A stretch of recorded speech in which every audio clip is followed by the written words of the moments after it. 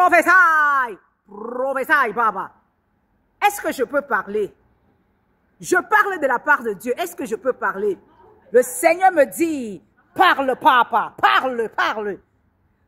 Papa, il faut regarder, tu me dis, il y a 3 hommes là, ils me demandent un mariage. L'autre a un peu l'argent. L'autre, il est là, il parle, mais il n'a presque rien. Il faut mettre, tu me dis, mets ça en prière. Mets ça en prière, tu me dis. Il y a une femme là. Elle est venue au marché. Regarde ce qu'elle est en train de faire, papa. Elle m'a insulté, versé les choses. Il faut prier. Tu regardes, tu me dis.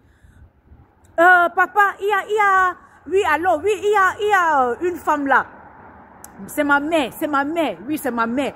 Elle est en train de dire ceci, que je vais mourir, que je ne serai rien dans la vie. Regarde, tu me dis, est-ce que c'est ça? Est-ce que ça va aller? Oui, il faut regarder maman, il faut regarder mon père. Oui, papa, oui, daddy. Oui, daddy. Regarde bien, daddy. Daddy. Shalom, shalom à toute la grande famille, shalom à nous tous. Si c'est la première fois que vous passez sur cette page, veuillez juste vous abonner, liker, partager. Avec le Dieu que nous servons, il n'y a pas de hasard. Bien aimés, nous venons de très loin. Nous venons de très très loin. Aujourd'hui, l'église Corps du Christ traverse des moments très très difficiles, compliqués. Nous voyons les cases des marabouts sont devenues rares. Mais les choses que des marabouts faisaient dans le temps, c'est ces choses aujourd'hui que nous voyons dans l'église Corps du Christ. C'est-à-dire, mon père, regarde si ça va marcher. Donc, l'église est devenue que les gens comptent sur d'autres personnes pour aller devant Dieu afin de leur dire leur situation, de leur donner des choses si ça va marcher, ou des personnes qui se disent écouter Dieu et qui vont écouter avant de nous dire. Pourtant, dans la nouvelle alliance, le rideau a été déchiré du haut jusqu'en bas afin que tout le monde puisse entrer dans la présence du Seigneur dans la nouvelle alliance où nous nous trouvons. Le Seigneur nous dit également dans le livre de Jacques 4 au verset 8, « Rapprochez-vous de Dieu et il se rapprochera de vous. » Donc lorsque nous allons vers Dieu au travers des Écritures, au travers de la prière, au travers de l'adoration, c'est ainsi que le Seigneur se révèle et il nous dirige. Le Dieu que nous servons, c'est un Dieu de miracles. Il parle bien-aimé. Mais il parle à tous ceux qui sont disposés pour l'écouter. Il ne parle pas seulement à certaines personnes que vous pouvez peut-être appeler prophète ou pasteur ou évangéliste, mais il peut te parler à toi-même. Mais il suffit que tu sois disposé et que tu sois enseigné et que tu aies cette soif de le connaître encore.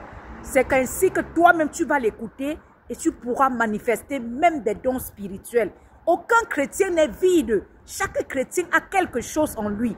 Le Dieu que nous servons nous appelle à l'intimité avec lui, à avoir une relation d'intimité, c'est-à-dire une relation de père et de fille, une relation de père et de fils. Oui, c'est à ça que le Dieu que nous servons nous appelle. Il ne nous appelle pas à être quelqu'un qui sera entre nous, comme on peut dire un pasteur, un prophète qui va être entre nous pour être dans la relation afin de te connecter. Pour être connecté au Père, ce n'est pas le seul nom qui nous a été donné pour arriver au Père. Le nom de Jésus, Yehoshua Hamashiach. C'est par ce nom que nous pouvons atteindre le Père. Nous arrivons au Père, nous pouvons parler et il nous écoute. Donc, bien aimé, l'intimité, ça se travaille tous les jours. L'intimité, pour grandir dans l'intimité, c'est que tu sois dans la Bible, lis, étudier la parole. Ce n'est pas seulement réservé à une cadre de personnes, à certains cadres de personnes. Et dans la vie, la marche de la foi, il y a des encadreurs spirituels, comme d'autres appellent des pères spirituels, des maîtres dans la foi, qui sont là pour nous diriger. Mais ils sont là pour t'apprendre, te diriger, ils peuvent te donner des conseils, mais toi-même, tu as ta propre décision à prendre pour ta propre vie. Tu as des questions toi-même que tu peux aller devant Dieu, des demandes, parce que le Dieu que nous servons ne le questionne même pas. Tu peux avoir des demandes, tu peux déposer tes demandes devant lui papa, voici telle chose que je veux. Et si ça tarde, attends juste, ça arrivera. Ça arrivera si telle est la volonté de Dieu. Parce que le Dieu que nous servons est souverain. Il peut le faire. Quelqu'un peut donner son sujet de prière. Vous êtes peut-être 3 sur un même sujet de prière. Il répond pour la personne directement et donne cette chose. Et à l'autre, il peut faire 5 ans. À l'autre, il fait même 20 ans. Ce qui est là, c'est persévérer dans la foi, persévérer dans la marche. Et le fruit de l'esprit, la patience, toujours l'utiliser. Donc, bien-aimés, arrêtons ça. Arrêtons. Nous-mêmes, nous avons fait ça, bien-aimés. Nous étions les premiers. Que quand on courait, on comprend qu'il y a un prophète là-bas. On ne court pas. Il y a un prophète là-bas. On ne court pas. Parce qu'on veut comprendre. On ne veut pas nous-mêmes aller devant le Seigneur. Mais lorsqu'on a compris les Écritures, on a compris que le Seigneur nous appelle à une intimité, des vrais adorateurs, ceux qui adorent le Père, ceux qui adorent au travers de leur vie, ceux qui adorent au travers des louanges, des paroles qu'ils donnent, qu'ils disent au Seigneur. Et ces paroles expriment ce qu'ils traversent, ce qu'ils ressentent, ce qu'ils ont eu dans leur relation avec Dieu. Pas des paroles qu'ils ont compris à d'autres, mais ce qu'eux-mêmes ils sont en train de traverser et ils ressentent. Bien-aimés, la vie chrétienne, elle est très facile. La marche dans la foi, c'est facile. Mais nous, parce que nous ne comprenons pas et nous ne voulons pas être enseignés, nous ne voulons pas comprendre. C'est ça que, en ces fins de temps, parce que la Bible le dit également, il y aura des loups dans la bergerie. Ces loups dans la bergerie, ils parviennent à avoir ceux qui sont faibles en esprit, faibles dans leur marche, faibles parce qu'ils refusent également d'apprendre.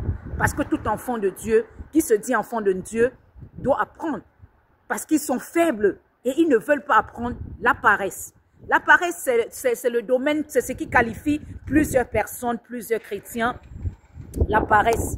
J'ai la paresse pour lire la Bible, j'ai la paresse pour étudier la Bible, j'ai la paresse pour écouter un enseignant et poser des questions, j'ai la paresse pour prier. C'est ainsi que les loups ravisseurs feront bien ce qu'ils sont en train de faire.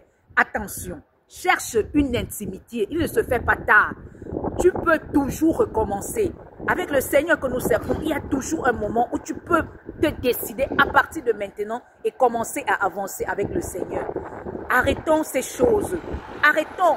Les marabouts sont en train de prendre de l'espace plus que les véritables enfants. C'est pour ça, bien aimé, quand je parle d'évangélisation, les gens disent que non. L'évangélisation, les gens connaissent déjà le Seigneur Jésus partout, ils ont entendu parler. Non, l'évangélisation consiste à 2 côtés. L'évangélisation même au milieu des assemblées des saints. Parce qu'il y a des gens dans des assemblées qui ne sont pas nés de nouveau. Et l'évangélisation vers ceux, il y a encore ceux qui sont hors de la bergerie, qui ne connaissent pas le Seigneur. Et il y a même encore d'autres qui ont été frustrés et qui ont abandonné. Parce qu'ils se disent, ce n'est pas la vérité. Tout ce que nous avons vu, on préfère être dans le monde. Mais pourtant, le Seigneur est vrai, il est réel. Il est réel, bien-aimé. Il est véritable, il parle, il se révèle. Mais si vous tombez sur des faux enseignants, sur ces personnes, ces loups, ces marabouts, ces charlatans, ceux disons de bonne aventure, vous allez croire que la parole de Dieu est juste des choses qu'on parle pour parler. On ne parle pas pour parler, c'est la vérité. Dieu est esprit, il se manifeste, il se vit. Il se vit dans l'intimité. Quand tu adores le Père, tu élèves son nom. Tu élèves par les louanges, les adorations, par ta vie. Tu le vois se manifester. Il se révèle, il parle, bien-aimé. Essayons de revenir à la sainte doctrine, celui que le Seigneur Jésus a laissé. Et nous allons voir la main puissante de Dieu dans nos vies. Shalom.